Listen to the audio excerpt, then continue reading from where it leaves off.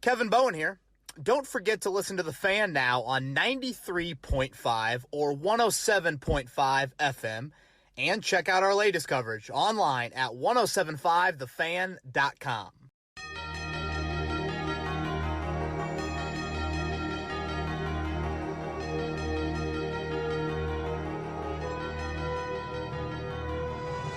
Welcome back, T.Y. Hilton, and very fittingly, the most complete game of the season happens in Week 6 for the Colts. I'm Kevin Bowen, back. Another edition of Kevin's Corner. Chris Presley, boy, amidst quite the ups and downs of his sports fandom, is with us in studio. And I'm back from a little bit of a getaway that I enjoyed. And it's nice, I will say, that you ever played backyard baseball growing up? Oh, yeah. Like wiffle ball? Well, yes, but how about the video game? Oh, the video game? Computer Pablo game, Sanchez? Yeah. Pablo Sanchez, Mount Rushmore athlete, literally. Jordan, Bolt, Phelps, Sanchez, not Rigoberto, who is very good at his job, by the way. But, the juice box they would have on the pitching mound, my juice box is pretty low right now. So I could use, Okay. if a strikeout and you kind of get like a faster pitch or maybe a juice box. So no juice box in sight, but here we are. Nonetheless, talking about a 31-3 easy cover, runaway victory for the Colts. All 1 o'clock teams. How about that? Won and covered yesterday. It was kind of an interesting twist. We will break down yesterday's first home win, first divisional win of the season, and just much, much needed on many levels. Talk T.Y. Hilton, talk Carson Wentz. The fascinating season that Darius Leonard is having amidst clearly hobbled. Right. A little bit of Eric Fisher. Xavier Rhodes, unfortunately, a Paris Campbell injury, and as we're recording this right now, no update yet on that. But first off, congrats to, I know we won't go Tennessee Vols. We don't need to go Tennessee Vols there. Although Kiffin's catch of the bottle was very impressive, by the way. That was my thought, too. Yeah. Everyone tweeted me the video. They're like, yeah, you're classy. Hey, great catch, Coach. Great catch. His Twitter is unbelievable, about as good as Purdue. Shout out to the Boilers with their tweet of we beat the number 2 out of Iowa. I laughed very hard at that. Maybe that's a dad joke in me laughing at that. But your Braves right now, I did not jinx them so far. Walk-off to start the NLCS, so congrats on that. Those were very uplifting, Like you said, we're not going to get into Tennessee. It is what it is. I'm the gatekeeper for Tennessee Vols. Personally here locally. That's a heavy burden. It is a heavy burden. But, yeah, Braves, playoff baseball. We talked about it just before the podcast. Every pitch matters. It's funny you say that. I'm watching, and I made the comparison to the NFL regular season. I'm traveling back yesterday, and Cowboys-Patriots was on. And, those fandoms, I would say, arguably the 2 biggest fan bases in the NFL right now. I don't pretend to know metrics on that, but certainly up there. And, hearing the moans and groans and, the edge of your seat from these fan bases, and, Maddie and I are just kind of sitting there, I'm like, yeah, this is just kind of what the regular season is about, when your team only plays once a week. And so I say all that because I'm sitting here trying to evaluate Colts-Texans and break it down, and we like to keep it small picture, but then also try to throw in the big picture implications. And it's like yesterday was really good in a lot of areas. And I think you can focus on that, you can celebrate that, and you can also sit here and be like, I don't know how much that influences the big picture opinion. Opinion is different than standings. Standings, you need them. You need them.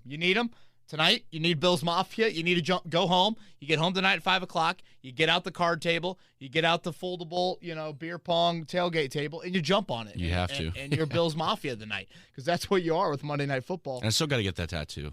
Bills. I will. I promise you I will. I will believe it when I see it because right now, Rosie will go to prom before you get that tattoo. Thank you for bringing that up, though. Let's get into Colts Texans here. 31-3, like I said. Overall thoughts. Short week. Crushing loss. When you're 1-4, nothing's a trap game. But if there ever is such a thing as a trap game, it's kind of this. The Texans played pretty good against the Patriots for stretches. I was curious. I predicted the Colts win by 14, so I never thought it'd be that serious of a game, but I was curious, and I felt like you're able to run away from them there in the third quarter. The play that I circle is the Leonard interception. Not a freakish play by Darius Leonard, more of Davis Mills showing his inexperience, but still I thought that play turned it. And I just think T.Y. Hilton, dude, this team to me lacks a little bit of swagger and backing up of swagger. And I know that's kind of not every team maybe necessarily needs it, but Aaron Rodgers says that to the Bears fans and backs it up, Yeah. And Hilton has worn a clown mask walking into a visiting stadium in a playoff game. And then Frank Reich has said, the former, I guess he is still an ordained minister, I hope I said that right.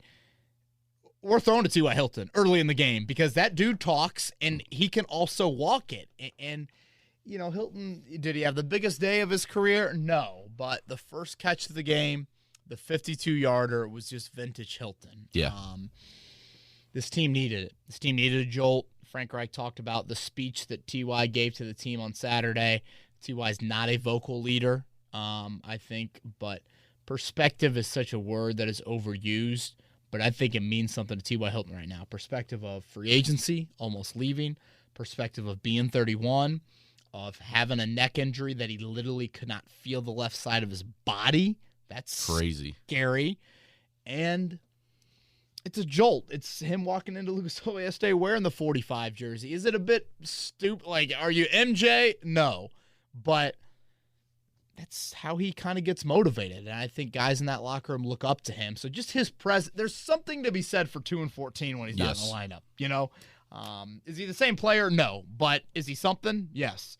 And there's a been there, done that mindset with Hilton that I just feel like this team needed. And they were reeling a bit. You're kind of up against the ropes a little bit. And I feel like he provided some emotional support. So, Texans stink. The false start penalty on the first play of the game was everything I needed to see. You knew, yeah. How many times did you rep that play throughout the week? And God bless Lucas Oil's crowd, but come on now. It's the first play of the game. It's not like this is, third down with 2 minutes to go and it's place is absolutely rocking. Brandon Cooks calls them undisciplined afterwards. Yeah, I mean, it's the easiest game you'll probably play all year. Who knows? Maybe Jacksonville at home will be easier. The Jets, I don't know. But you took care of business, and you got to 2-4, and that's what you got to do. You got to string them together, and you can't do that without winning the first one. So, yeah, good work. 2 coin flip games coming up, and this is it. This is where so much of the rest of the season will be decided. It's too aggressive of a term, but will largely have a very defined path. Yeah. By what happens at San Francisco on Sunday, what happens against Tennessee on Halloween, and obviously what happens with Tennessee these next 2 weeks as they go Buffalo and KC. Yeah, they got a tough schedule coming up. You mentioned the T.Y. Hilton deep catch. Let's start there with what you liked. Carson Wentz, big plays. That was not the only deep throw that Carson had. It was a different-looking Carson Wentz yesterday. He had 11 completions, Chris, for 223. That is an eye-popping number. What's eye-popping to me, though, is not a lot of yards after catch. A lot of that is Carson Wentz doing it with his arm. Now, guys obviously getting down the field, and Campbell and Hilton being the recipients of those throws, but, great balls, both of those balls, and we will individually break them down. But, how about the outside the number toe tap to Pittman? Yeah. How about the Mo Alley Cox touchdown? And really, it could have been 2 to Mo Alley Cox. Yeah, I thought so, too. I just felt like a common phrase that I used late at Grand Park when Wentz got back to work was he opens up the second level of the passing game. And I know some fans are kind of like, wait, what? That's a little bit maybe 2, just kind of technical or a little bit nerdy, but it's those 15 to 20 yard throws, Chris, he's just got arm talent. I mean, that ball to Pittman is in a zone window that's perfect, and obviously Michael great toe tap, made a terrific grab as well. But this dude can throw it. Honestly, he's struggling the most right now with the first level throws. That's honestly an area where you like to see it get a little bit cleaned up. But man, vertical, big plays. It's too hard. In the NFL today, it's too hard to sustain drives, and the red zone for this team has struggled right now. So you've got to create big plays and almost overcome some of those red zone struggles, although you cashed it in both times yesterday. The next-gen stats that I love to look up after each game, his intended air yards, 12.8. That is a huge number. So attempt through the air, the intention of that air, 12.8 yards. His season average is 7.5 yards. So that goes to show you how vertical things got yesterday. The biggest number, completed air yards per attempt. 2 players in the NFL yesterday were over 8.3. Derek Carr at 11.3 and Carson Wentz at 15.1. Wow. I mean, that's nearly double everybody else in the NFL yesterday. So it's more practice time. It's a healthier quarterback. It's opening up the playbook. It's play action. I mean, look at the Campbell and the Hilton. Both, and I think the Mo Alley Cox touchdown. All 3 were play action. But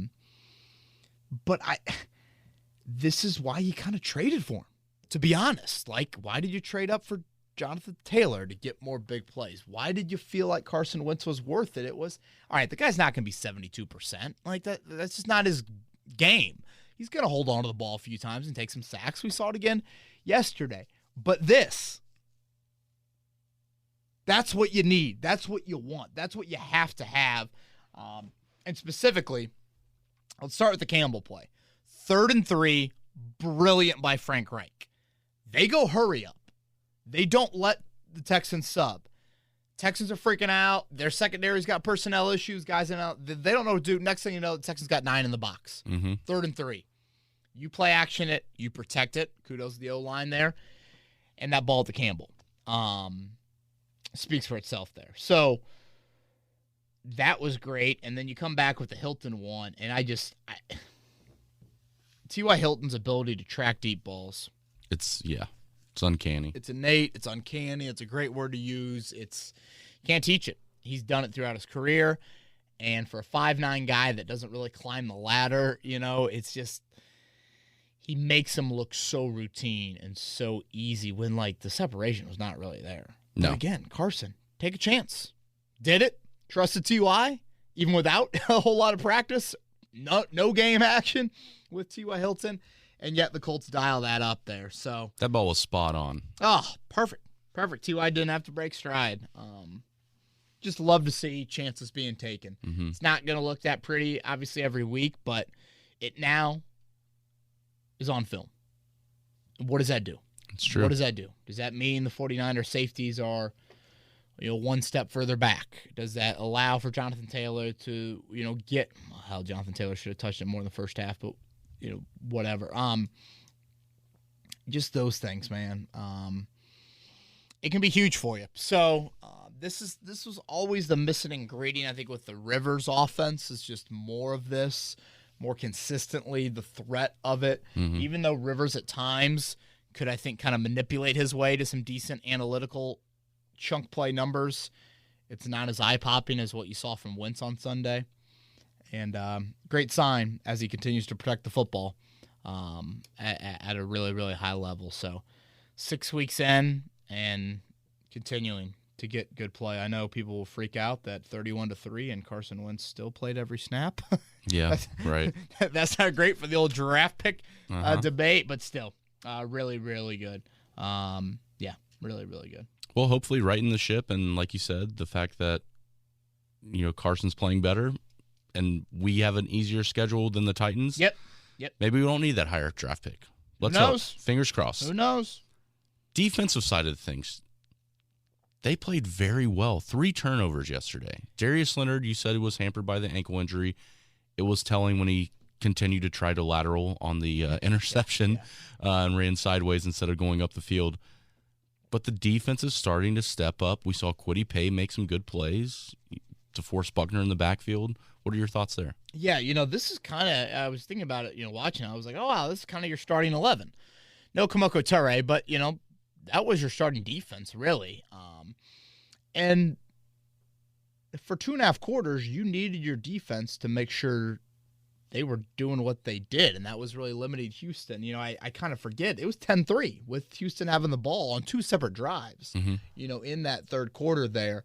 3 points anytime you do it against an NFL team, it's impressive. It's not like the Texans had a bunch of turnovers on the goal line either, or, missed a bunch of field goals either. That was pretty much a controlled game. It was a nice, very nice defensive performance. It does not shift my concern about that unit when you play. Davis Mills is a third-round rookie quarterback. You don't often see that. Yeah. He also had less experience than Jacob Eason in college. So, I don't want to be like, I expected this. Like, I said 31-17, I think was my final score. So clearly I thought Houston would score a little bit more. But yeah, you did what you had to do defensively. The turnovers, there are some numbers in there that I know, people won't love defensively. Mills got into a rhythm a little bit early, the time of possession, but still, you held them to 3 points. You created 3 turnovers. You controlled field position. I thought that was a big element to it. The Leonard thing is fascinating to me, Chris. Remember the Mark Ingram run kind of early in that game? He goes for, 20, 25. Mark Ingram. Yeah. Not Christian McCaffrey. Mark Ingram's running, and I'm seeing Leonard, and it literally looks like someone has one of those elastic bands pulling at Leonard's waist as he tries to run to get Mark Ingram. Like, if you look at his numbers right now, 2 forced fumbles, 2 picks, 3 fumble recoveries. That's back to the crazy, Hall of Fame type turnover numbers he's had in his early part of his career. But then you look at no sacks, 1 quarterback hit. I think it's like 2 tackles for loss. Like, he is struggling so much in some areas based off what we normally expect from him. But then there's these turnovers, and his ability to punch the ball out is bleeping insane. I mean, it's Hilton tracking balls good. It's just stupid how effective he is with that. And sure, there's times where Henry runs him over and things like that. But, like, I feel like more often than not, he makes those plays. So he's playing through a lot. I know Spiro Ditas mentioned yesterday swelling around the bone. I mean, this is not good. And you watch him run, and you're like, I said today we got Mike Wells in on the morning show this week. I said to Wells, what do you think, 80%? Wells is like, no, lower. It's nuts. And I guess I don't disagree with that. I mean, go back and watch that Ingram run. Yeah. You watch you watch Leonard move, and it's like, wow, if somebody would have told me to run on the sand this weekend, that would have been me, like, trying to, move. Like, it just – so what I'm getting at is the dude is gutting out like none other. The dude is still making timely – it's more instinctual plays, honestly. It's more of in-the-box plays, not the plays that we're used to with Leonard. And I know he made a couple of kind of open space plays against Baltimore. It's almost like I'm going to show up to games, whatever, 1 o'clock, 8:20, whenever they are each week, and be like, man, I hope Leonard can make it through today. It's got that feeling to me of like, when does he get exposed, or is this just I'm going to be instinctual like none other and continue to make these turnover plays week in and week out? Because he's giving it to you, which is needed right now because the corner group is a little bit, Xavier Roses, Rocky Scene just aggravates the ankle, and the edge rush was still pretty non-existent against Houston. So I do want to pat on the back Khari Willis. Really nice game for a guy that I know has had some issues early on in the season. And Grover Stewart, 7 tackles for a nose tackle. I mean, you got to love Grover in there. So job well done by the defense. I want to give them credit, Chris, and acknowledge that they did what they needed to do. And I know that kind of sounds like a half-ass compliment. I guess it is. But I also don't want our listeners to think that I feel like this is the defense that we're going to see moving forward. Like, 17-game schedule. These games pop up on your schedule. You need to take care of business. You need to get it done. But that's not going to alter my current thinking of this team moving forward. And I guess that unit moving forward, because been there, done that. Mm-hmm. Been there, done that. And the reality is, and it's just kind of weird how the schedule has developed. You're starting to get into kind of average. Like San Francisco, I think we consider average. I don't think we can consider San Francisco bad. I don't think we consider them above average. Colts haven't dealt with a lot of average yet. Like, no. Jacoby and Davis Mills are not average. The other quarterbacks they've seen are above average, in Lamar and Russell Wilson and Stafford. And I think Tannehill's above average. So it's kind of weird how it's unfolded so far. But, I do want to give defense credit for, again, keeping a 10-3 game for 30-some minutes, 35 minutes. Like, yeah, you need your defense to do what they did. You want to jump to things that you didn't like? Yes. Let's do it. Let's talk about a few personnel concerns. Yeah, let's go to Campbell. We'll see on the foot. Obviously, he's had foot surgery. I think he had at one point. I could be wrong on that, but I mean, hell, he's dealt with a lot of injuries at this point. Chris, just feel sorry for the dude. Like, he seems like a great kid. Anybody that's dealt, if some of the other players, I'll let you ponder what names that I'm thinking about in my head that I won't say out loud, like players that I maybe haven't cared for that would suffer these injuries. It still sucks. I mean, we watched it last night in the Seattle game when Darrell Taylor gets hurt late in that game. Like, it's what we hate, and in a weird way, kind of like, just because it's a gladiator nature of football, but we hate it, when it obviously impacts players to this degree. Paris Campbell's played 14 games. And a guy who was never injured in college. Never. And, I'm glad you brought that up. I mentioned that. I think I wrote that in my 5 Things Learned. 3 years at his final 3 seasons at Ohio State, missed 2 games. Just, so it's hard to judge that. Now, I know this year it's been a bit head-scratching to me. Like, when he's been healthy, I don't think he's been utilized to the degree that I feel like is there. But we talk about Paris Campbell for a reason. It's because he can give this offense something that not a lot of players can. None, frankly, can on this team. Maybe T.Y. Hilton, but even then, I don't think Hilton has shown just kind of the propensity of the ball in his hands to make a ton of plays after the catch. Hilton is obviously a far superior player. So, yeah, that's a personnel concern to me of just if this is going to be long-term, the wideout group is being tested again depth-wise. Yeah. Then on the other 2 names that I'll mention is Eric Fisher and Xavier Rhodes.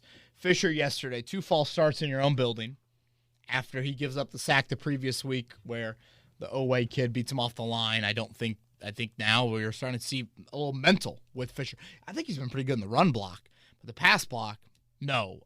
The tripping and that dude hits Wentz, boy, that could have been catastrophic. Yes, it could. That was really bad. I know a lot of people want to move Quentin Nelson to left tackle. I encourage you to check out Jeff Saturday on the Fan Morning Show this morning, threw that question at him, and very vehemently against that. I think a couple things we've got to realize with Nelson. First off, his desire is not to go to left tackle. It's not. The Quentin Nelson we saw against the Raiders last year playing 10 snaps at left tackle, since then, he's had 3 surgeries. He's gone on injured reserve, and the back injury is lingering. And he hasn't practiced in nearly a month. Like, it sounds so much easier and feasible. Right. I honestly think with Chris with Fisher, it's just like, you got to ride it out. And you got to take your lumps. Maybe some help, but yeah, you got to take your lumps. And, like, you got to hope that, all right, maybe that Achilles, he'll flip a switch at some point, and he starts feeling confident, and he gets there. Now, the worry, too, is, like, it's not like you're playing vaunted edge rushers right now. That's... the Bosa kid is going to change that come this weekend. So that is a worry for me. And then Xavier Rhodes right now. It's just wild to sit here and be like, a Rock Ya-Sin aggravation of an ankle injury is even more massive because Xavier Rhodes is struggling. So, teams are kind of picking on him. Was 2020 the outlier? It's a fair question. What do you do? You can mask Rhodes, I think, a little bit more than you can mask Fisher. I don't know. I'm kind of torn on which one I'm more concerned about. You can make strong cases probably for either, but I mention that because, as always, there's good and bad. 60 minutes of football, there's good and bad. And it's two positions that's just hard to hide. It's hard to hide either. Mm-hmm. And similar to Fisher and the edge rushers not being vaunted, who are the wideouts you've played the last couple of weeks? They're not Stephon Diggs. They're not, Mike Evans and DeAndre Hopkins and A.J. Brown and, some of these other guys you're going to see here in a couple of weeks. So that's why I felt the need to definitely acknowledge that, because there are bigger challenges. And Sunday and next Sunday, Halloween, certainly going to be that as well. Mm-hmm. All right, those are things that Kevin liked, what Kevin didn't like. Let's jump into Twitter questions. First one comes from Bailey. Wants to know about Carson Wentz and the turnaround based off of last year. Wants to know about, the turnaround. If this was last year, a lot of people would be overanalyzing what he's doing, but since it's not resulted in too many losses, feels like maybe he's not getting as many props as he should. Yeah, I think that's fair. I was reading today Peter King's Monday Morning Quarterback, and he listed the top 12 quarterbacks in the league now. So I'm, reading it, and I'm thinking, and I'm in my own little bubble, in the sense of, like, I follow the Colts mainly, but I'm thinking to myself, wow, Wentz should be in that group or whatever. He was not in that group. And obviously when you started to look at it, like 10, 11, 12 on that list, Kirk Cousins, Derek Carr, Joe Burrow. I don't know the Vikings record. What is it, 500? Seems like the Vikings have been I think it's around there, wild games. Obviously, the Raiders and the Bengals have had nice starts to the season. Raiders, of course, a little up and down, but, certainly the Bengals. So I think win-loss right there, you can make the argument that, maybe, and I don't know, I'd probably need to look closer at some of these numbers.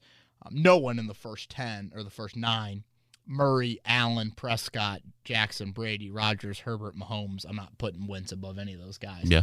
But it's like, shit, one pick and, decent passer rating. And I'm like, the guy's played pretty darn good football, hasn't he? And I think his, QBR rating, one of the two, was just below Josh Allen's so far. Yeah. I think it's something that's just like, yeah, Carson Wentz has played good. I do think it's under the radar because of the record. Yeah. I don't want to get blown away and act like it's been historically great and like, oh my gosh, let's all bow down. I thought he'd be in like that 10 to 12 range. That was kind of the consensus I had. I'm like, I think Frank Reich and him will work it out. I don't think he'll be 2017 good. I think it'll be 2018, 2019 good. And I feel like that's where he's been so far. I didn't think it'd be this quick, though. Like, I thought he'd have more growing pains early in the year than he has. So, Bailey, I think that's a really good point. Question from Jay. Obviously, we've beaten 2 teams that we should have beaten. Lost 4 games. Doesn't want to bring up the Ravens game. So how positive are you even in the losses? What do you think this team would be like if the Colts were actually healthy? Does any team ever have actual health? I understand the question, Jay, but like, I think everybody to a degree deals with it. And again, as much as like the Colts are dealing with some injuries right now, like I said, besides Toure, you had all 11 out there defensively who you're expecting to be out there. Unless I'm forgetting somebody off the top of my head, I don't think I am. So, 6 games in, I think it's a pretty average football team. I'm not blown away one way or the other. There's signs of better football, sure, definitely. But like, you got to finish against those types of teams. The Colts had so many more big plays on Sunday, so I think that influenced some of the time of possession, lack of first downs. I know people were pointing to me a little bit there as well. And it was a 10-3 game, for 35 minutes. Maybe you'd like to see more of a step on it early type of feel to it. I just think a little bit of sluggish starts has hurt this team, mainly offensively, early in the year. But as I was saying earlier a little bit, Jay, it's just kind of a weird schedule. How it seems like these next 2 weeks are much more of a like-minded teams. I don't know, like-minded isn't right. Like talented teams, how they've played, I should say. Right. So I think these are better valuations. But right now, Jay, 2-4, I think they're a little better than 2-4. which I know if they're a little better than 2-4, would that mean 3-3? Probably. Yeah, because that's like the sample size you go off of through 6 games. But like, I think so far from what I've seen, it's pretty average. Mm-hmm. Which average is 500, obviously. And now it's, all right, what happens in late October, early November? Everyone healthy? I'm not going to bank on that. Sure, Nelson and Braden Smith. Hell, is Braden Smith ever going to play again? You almost seem like that. But, it's one of those things where you felt like things were pretty healthy yesterday, and then boom, Campbell goes down. And then boom, Rock goes down. I feel like Pascal got banged up late in the game. I haven't seen anything on that. Hilton obviously had the minor tweak of the quad as well. Mm-hmm. So, yeah, Jay, sorry. It's just life, man. Kevin, you mentioned the 10-3 late in that first half. Randall wants to kind of touch on that in terms of the defense. He felt like Brandon Cooks kept extending drives for the Houston Texans. Felt like we were playing vanilla defense. He's starting to get into the camp of he wants to fire Matt Eberflus. What do you say to that? And also, does this look like a playoff defense, let alone a Super Bowl winning defense? Well, no, definitely not, Randall. And I would reference kind of my article that I posted last week about defensive accountability has got to start to be there. I think Chris Ballard has failed on that side of the ball. And I think Matt Eberflus, pass defense, Chris, it's similar to kind of like you look at the NBA right now, the center has died out a bit, and the wings and the guards are stepping up. In the NFL, the run game, for most teams, I think, has died out, or I should say lessened a bit. And it's all about the pass game, how you defend the pass, how you pass the football, all of that. And I think the Colts have failed from a pass defense standpoint. Just way too many historical games. And just the big thing I keep on coming back to is they don't disrupt timing, and they lack resistance. It's too easy for opposing passing offenses to move down the field. And we saw it, honestly, from Davis Mills for a little bit of time yesterday before he made some really bad mistakes. So, Randall, I would encourage you to go there, but I feel like we've kind of swept the Eberflus pass defense issues under the rug. I tried to give some light to it a little bit more, I feel like. I said this maybe with JMV last week. If the Colts would have fired Matt Eberflus after, 2019, 2020 season, you would not have gotten any sort of abrupt, man, that's rash. Mm-hmm. I think there would have been evidence. Now, would have it, on the surface, to 31 other teams, they would have been like, wow, really? Thought the Colts were decent. Thought the Colts have gone 11-5. But to get to the pinnacle, you got to make tough decisions. And sometimes, just because you're a good football team record-wise, that doesn't mean that everything's gravy. And I feel like at times we've chosen to not look at that with a critical eye. So yes, Randall, I do think at times yesterday there were issues there as well. And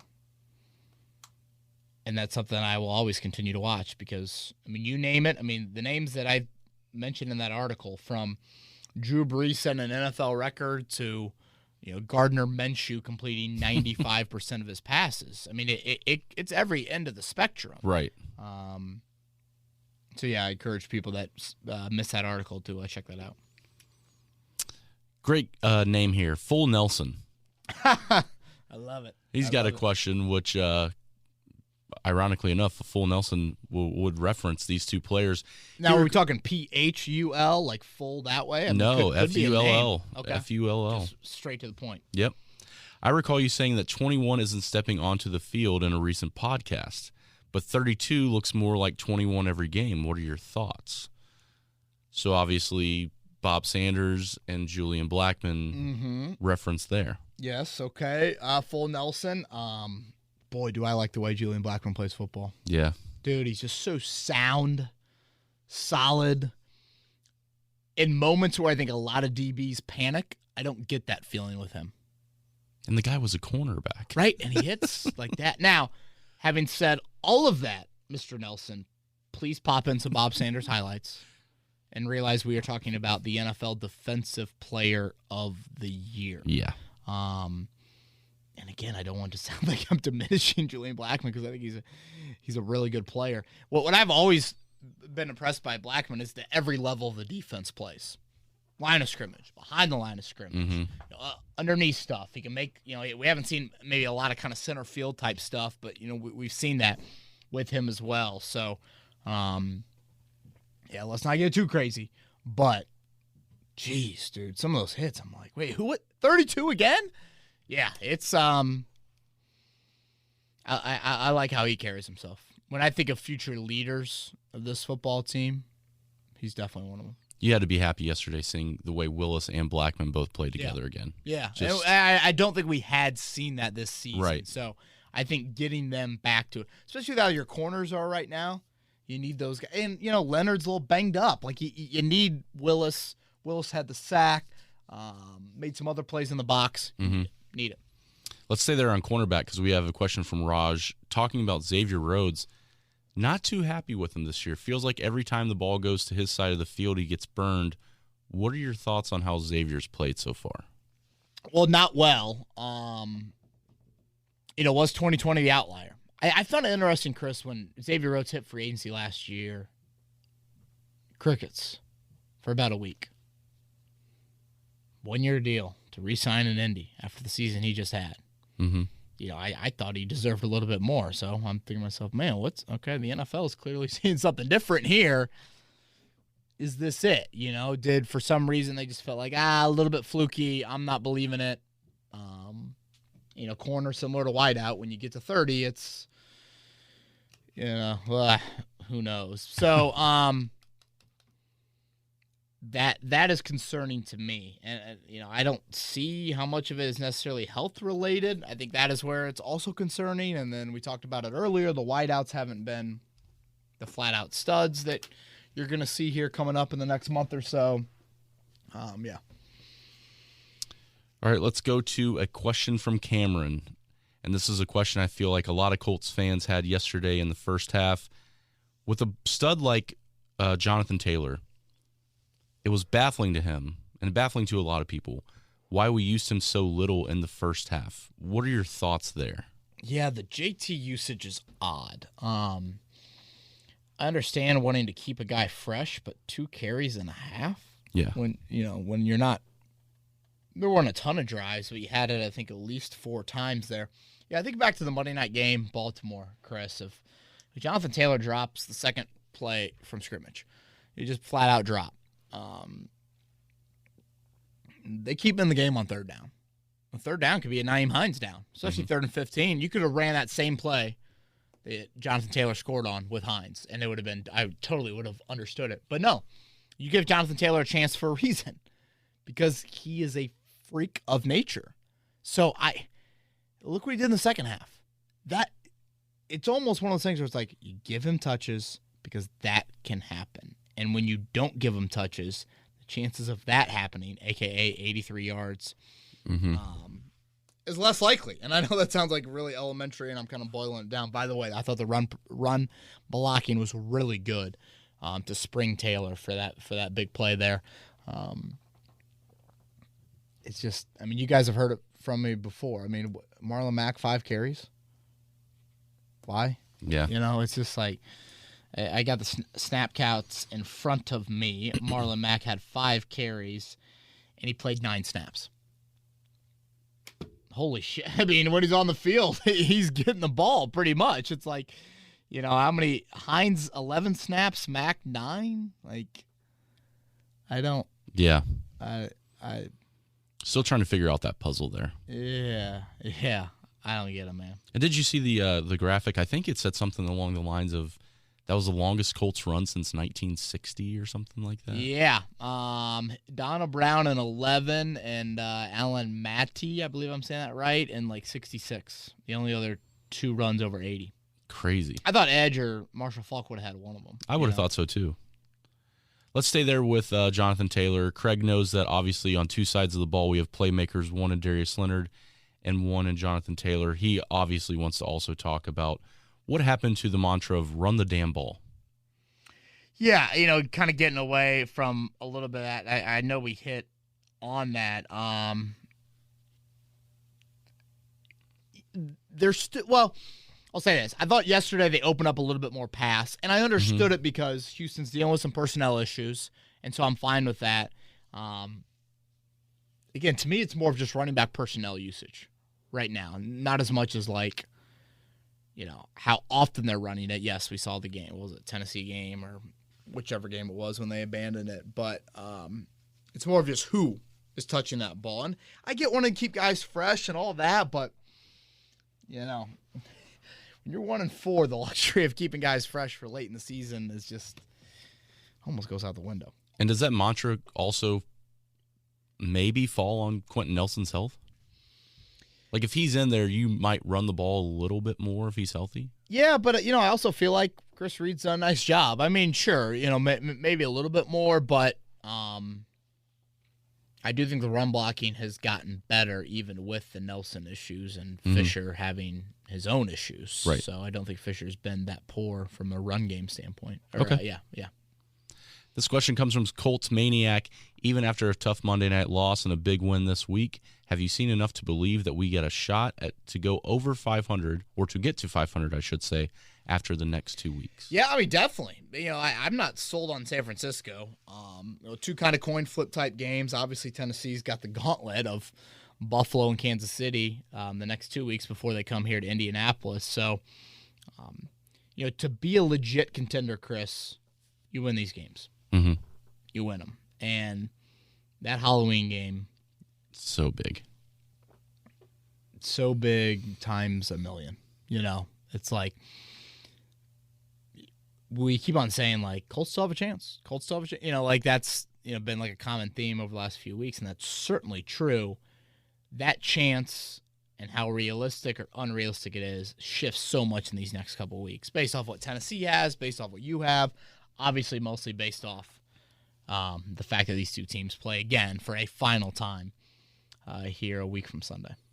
How many trick or treat headlines do you think are going to happen after that game? I can hear it now, man. Yeah, 1 million. We got a two-parter here from Jonathan. I'll load you up with the first one. In terms of matchups this season, is it because he's not a physical tackler that Isaiah Rodgers has not been on the field as much? Maybe a little bit. Obviously a tremendous interception. He's going to get some time now with Rock aggravating it, assuming he's going to miss time. I really feel like Isaiah Rodgers can be best suited on an island. I know he played well in zone there, but like Miami, they gave him a few more reps, a little bit exposed there. So I've always been curious about him, but I feel like the longer you see him on the field, water kind of finds its level, but still, with where you're at right now at corner, he's probably going to get some more looks. And the second part, obviously, we've had Edgerrin James, Marshall Faulk, Eric Dickerson. Do you think Jonathan Taylor, over the 20-game stretch that he's had, has been the best running back for Indianapolis? Oh, like franchise? In their first 20 games, yes. Oh, no. Hell no. No, not at all. No, Edgerrin led the league in rushing. I'm pretty sure each of his first two seasons. So, no way. And again, that'll sound like some knock on Jonathan Taylor. I think Taylor's been tremendous, but you're talking about two Hall of Famers in both of those guys there. So, yeah. And I guess to this point a little bit, it's kind of popping in my head right now, so I'll mention it. We got a lot of questions on, like, Nelson moving him to left tackle, and we touched on it earlier. I think part of what Jeff Saturday was saying of, like, the interior of the pocket is very important as well. So, and Chris Reed has done a nice job, but I think that aspect plays into it a little bit more of, like, you want that firmness to be in there and the trust of Nelson being in there, where it's, if you move him out to left tackle, does left tackle become average, and then does Chris Reed, is water finding its level there eventually at left guard? I think those are some of the questions as well. Question from Conroy regarding Paris Campbell. Is he back next year? He understands that he calls him a kid, can't stay healthy, even with his ability, and at some point, the front office might need to let him go. Yeah, I mean, you don't save tons of money by cutting him. It's kind of rare to see that.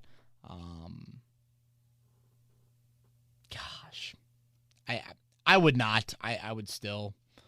Again, I don't know how much money you would save by it, but I can't recall many times just an outright cut of a player that you love his character, you feel like he's shown something to you. I mean, hell, I feel like Chris brought Jack Mewhort back on a 1-year deal just because. Brought back Marlon Mack on a 1-year deal just because.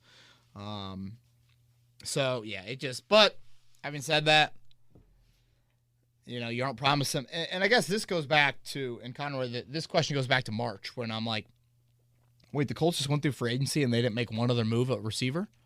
Well, they got to come back in the draft and do that. Wait, they went 6 rounds in the draft and didn't make a move at receiver? Like, banking on Campbell staying healthy, banking on Hilton, I think still producing at a really high level, staying healthy for the whole season. Those were just kind of like, wait, what?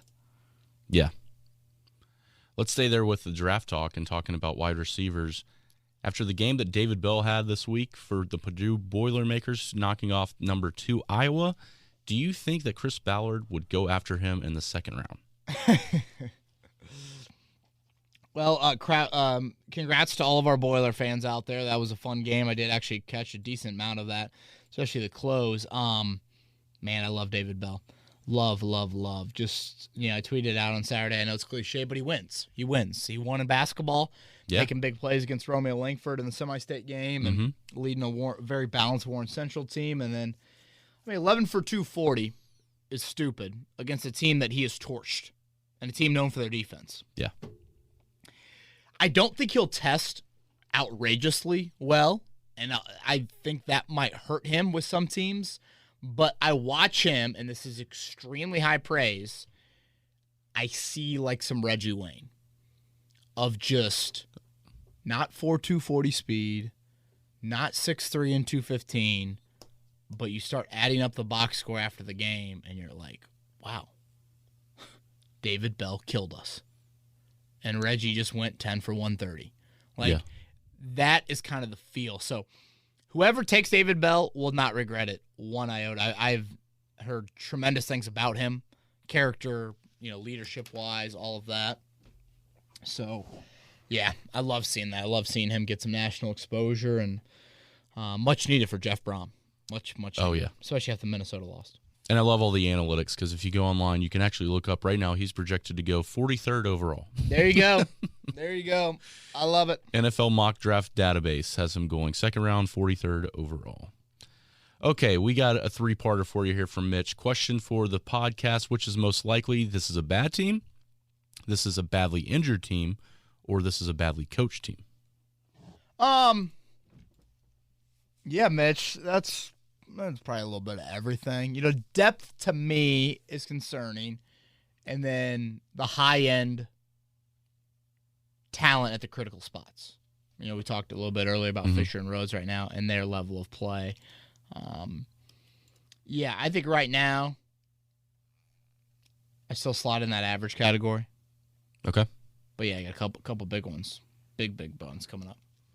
We saw him a little bit more yesterday. Actually, a couple big plays, but Jeremy wants to know, where's Kenny Moore been most of the season? Yeah, and I think this got sent in before yesterday. He makes so many plays at the line of scrimmage, though, like those screens, just his ability to recognize and disengage from blockers. And, I do think you need a little bit more from your stars. Now you're starting to see it. Leonard, Buckner had a sack yesterday. Kenny would be in that category. I haven't noticed Kenny a whole lot in coverage, like down the field as much. And I know he's a slot corner, so you play a little bit more closer to the line. But, yeah, I haven't been – it's not like it's been ghost-like for Kenny at all. Yeah. Question from a loyal listener, JJ. It seems to me that there was a handshake agreement between Frank Reich and Carson Wentz on the priorities for Wentz. 1, rebuild a psyche, short passes, screens, and high-probability throws that will limit interceptions and increase completions. 2, don't get hurt. When rush or when the first option is covered, Wentz overthrows and throws it away. The first read is the only read. Am I misreading the situation? The yards per attempt number is still pretty good for Wentz. Now, I do think there's a lot of truth here on the first point. Rebuilding his psyche was huge, and you do want him to get into some rhythm, but Carson Wentz is certainly not avoiding hits. I would not throw that in there, but Frank Reich has had a plan with him. It's been well executed so far, and so I've got no issues with how handshake agreement, I don't know, it sounds kind of shady. No, I think it's been job well done there. Okay, 5 more questions for this episode of Kevin's Corner. Next one's from David. He feels like Frank Reich should only be an offensive coordinator, doesn't feel like he's a head coach, thinks that they need to remind Reich to run the ball, double team with a tight end or defensive end that is gashing you to make tough personnel decisions that Reich appears to struggle with. Yeah, I mean, I don't disagree with this. Obviously, it's not going to happen. Like, the Colts are not going to, oh, Frank, we're going to move you to a permanent OC and hire a head coach above you.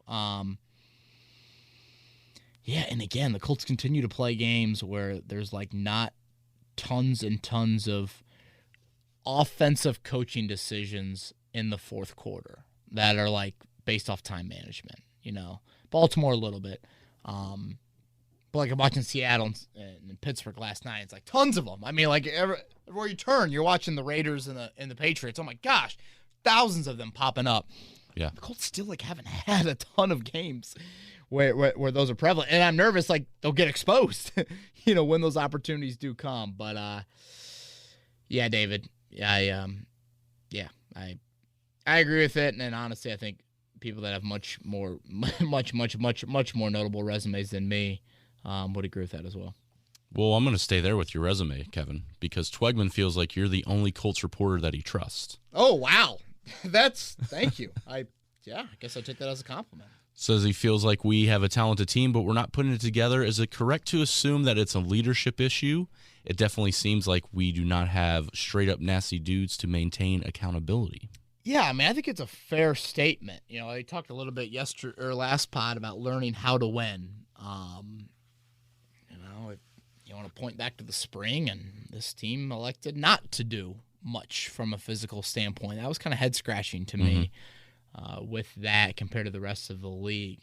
And I'll go back to what I said earlier about Hilton being back. I don't know if Hilton's like fire and brimstone, nasty dude in the locker room to maintain accountability. I don't think that's him. But he leads in a different way. And I thought it's vital. I think it's so important for this team. T.Y. Hilton is just like, you know, a little bit of that, the kid you trust in the playground. You follow him out there. He decides the rules of the game. You know, like that sort of like he picks the teams. There's kind of that sort of feel, I feel like, with Hilton. And it's necessary, really, really necessary.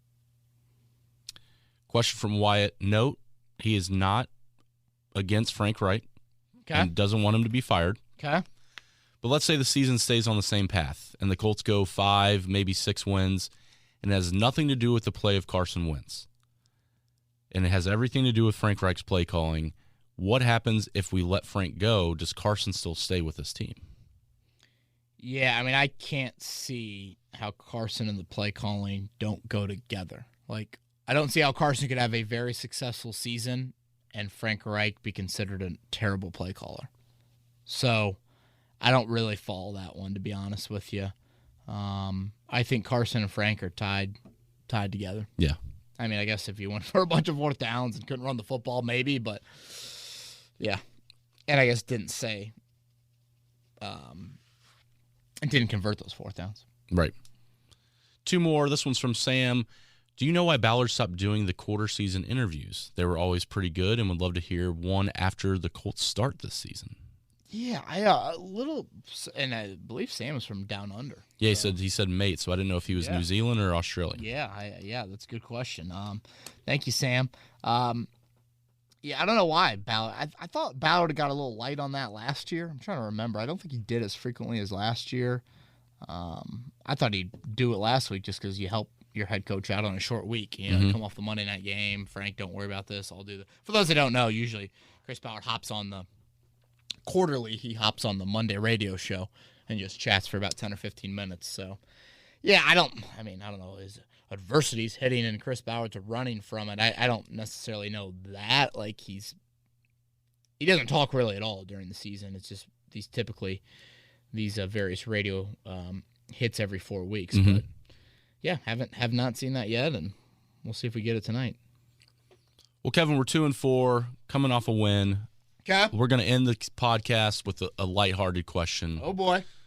Happy to be in this situation instead of the last couple of weeks where we had to just completely go down some rabbit holes. Pedal to the metal. Conroy wants to know, what's your go-to food for season kickoff weekends? He always does brats and ribs, Ooh. but wants to know what you appreciate. And I know you get a buffet spread up in the press box. But, Well, yeah, but say it's Notre Dame. Say it's another football game. I am brats and ribs. That's no joke. No. Boy, coming at it. So, if I'm a long day watching the pigskin, I'm probably want to appetizer myself to a food coma. I don't know if I want to go there. Give me every dip you could ever create. Love it. Absolutely. Must is the buffalo chicken dip. Just absolute must. It tastes like you're eating a football, I feel like. And I'll eat the most nacho cheese Doritos you'll ever see.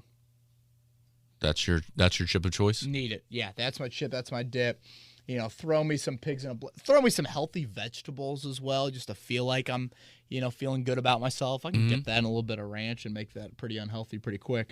But yeah. How about you? Am I missing anything? No, I'm the same way. I mean, ribs. If you're gonna cook, if I was going to a barbecue or going to someone's house and they wanted to do those type of foods, totally gonna eat it. But like you said, I could veggie tray. Yeah. I could dip myself to death. Little Rotel dip, little Rotel cheese dip. Ooh. Now, when you go veggie tray, do you get the ones with the cheese cubes and the sausages? I could go cheese cubes if you want to make your cheese a little bigger. That might have sounded weird, but I'm all for that as well because I like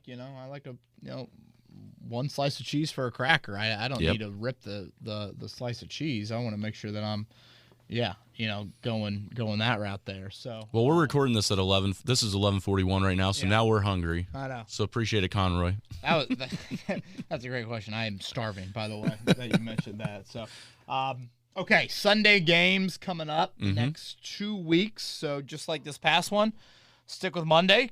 Coming back at it. Obviously, it'll be a quick turnaround next week because the primetime game. But that's the route that we're gonna go. And again, I believe it's 2 Sundays, a Thursday, and then another Sunday before you hit that Buffalo-Tampa big-time 2-gamer. So, Bills Mafia, they get a few fans here from Indianapolis on this Monday night. Chris Presley, good luck to your Braves. Thank you, sir. Pray for your Vols on many levels. And thank you, everybody, for listening to this edition of Kevin's Corner. We'll be back next Monday recapping Colts and 49ers in Week 7.